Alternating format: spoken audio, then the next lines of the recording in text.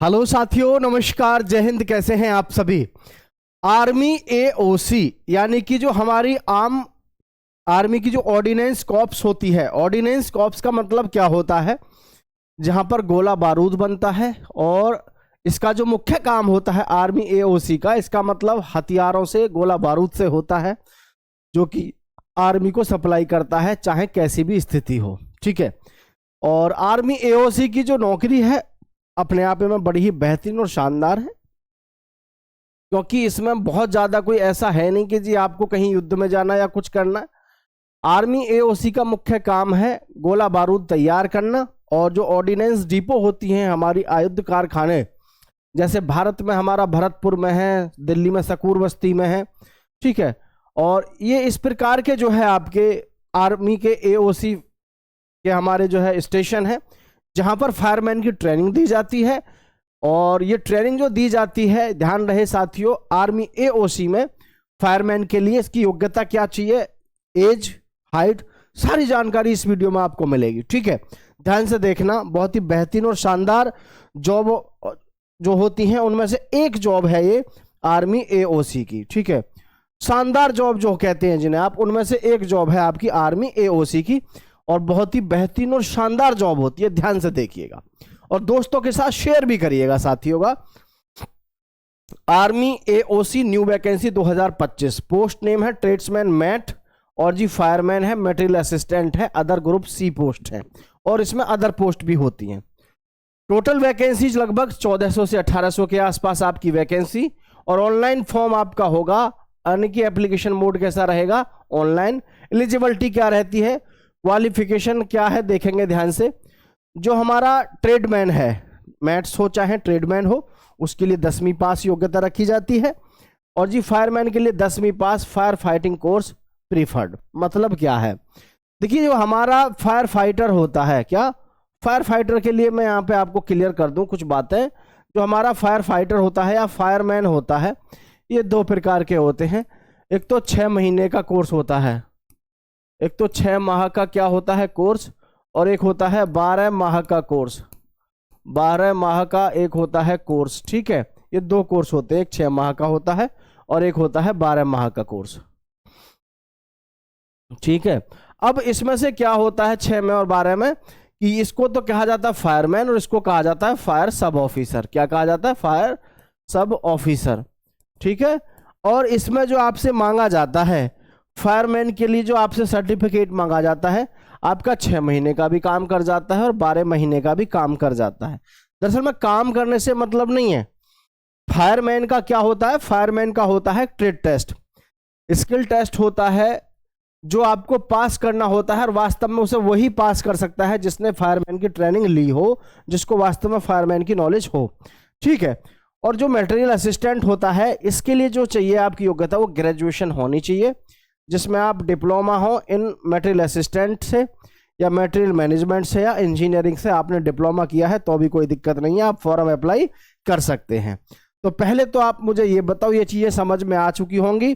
जैसे tradesman maths हो गया, ठीक है, 10वीं पास है। फायरमैन के लिए 10वीं के साथ साथ आपका 6 महीने का या फिर 1 साल का आपके पास में सर्टिफिकेट होना चाहिए। और मटेरियल असिस्टेंट के लिए ग्रेजुएट, डिप्लोमा, ये सभी आपके पास में होना चाहिए। आप या तो ग्रेजुएट हो या फिर आपने डिप्लोमा ले रखा होना चाहिए, ये आपकी योग्यता रहती है। आगे बढ़ते हैं। एज लिमिट की बात करें तो आपकी जो एज लिमिट है, ध्यान रहे साथियों, एज लिमिट में आपका जैसे फायरमैन हो गया, ठीक है, और जी ट्रेडमैन हो गया,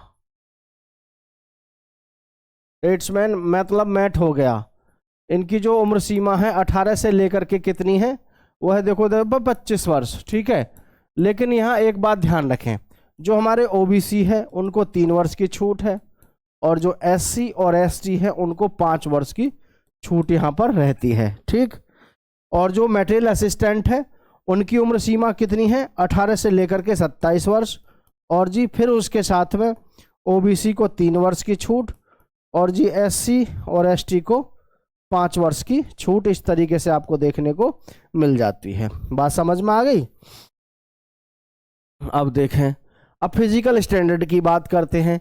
ये जो आप हाइट देख रहे हैं फिजिकल स्टैंडर्ड, जैसे हमारे पास में होता है, एक तो होता है ट्रेडमैन मैथ, ट्रेड्समैन एक होता है हमारे पास में ट्रेड्समैन मैट, तो इसकी जो हाइट है वो तो है 170 सेंटीमीटर, और जो हमारा फायरमैन होता है, फायरमैन की हाइट होती है 165 सेंटीमीटर। ध्यान रखना 165 सेंटीमीटर होती है।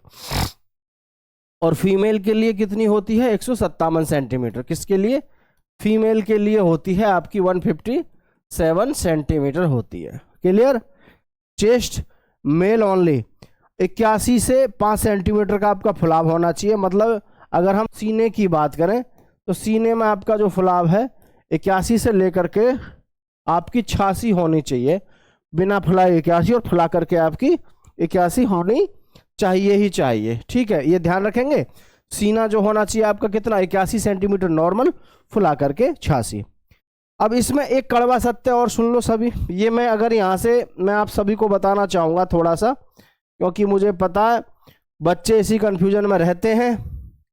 अरे कि कोई बात ना, देखी जाएगी। ठीक है, तो देखी नहीं जाएगी। मैं आपको यहाँ पर कुछ चीज़ें क्लियर करना चाहूँगा। ये यहाँ से मैं हटा दिया हूँ। क्या हटा दिया? फिजिकल का टाइम मैंने हटा दिया है। आप सोच रहे होगे ऐसा क्यों किया है? मैंने ऐसा इसलिए किया है, मैंने भी फायरमैन की भर्ती कभी देखी थी। फिजिकल बड़ा टफ होता है इसका। ठीक है, जैसे 1600 मीटर की रेस है, ध्यान से सुनना। 1600 मीटर की रेस है, टाइम तो आपको बताया जाएगा कि 6:30 में मारना, 6 में मारना, लेकिन नहीं। इसमें ध्यान रखना, आर्मी जैसा हाल है। टॉप लड़के पकड़े जाते हैं, आगे के 15 से 20 लड़के। 50 दौड़ाओ चाहे 100 दौड़ाओ, उसी हिसाब से आगे के टॉप के बच्चों को ये पकड़ते हैं, 15-20 बच्चों को। फीमेल का फिर भी यह टाइम दे देते हैं, लेकिन लड़के ध्यान रखें, कभी इस गलत फहमी में रहें कि भाई हम तो 6.5 मिनट में रेस मारते हैं, वहाँ भी मार देंगे।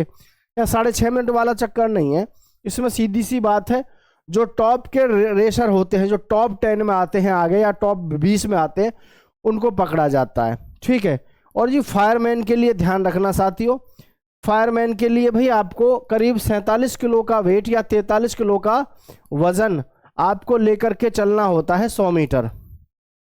100 मीटर कितने?